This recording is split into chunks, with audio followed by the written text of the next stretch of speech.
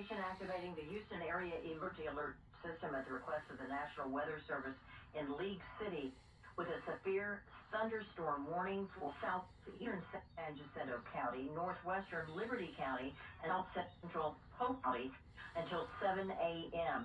Severe thunderstorm is located in Cleveland right now, moving east at about 35 miles per hour.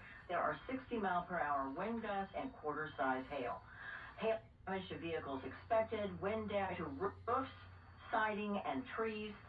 Locations expected to be active include Cleveland, Shepherd, Moss Hill, Romare, Tarkington Prairie, and Rye. Again, the National Weather Service at League City has issued a severe thunderstorm warning for portions of San Jacinto, Liberty, and Polk counties until 7 a.m.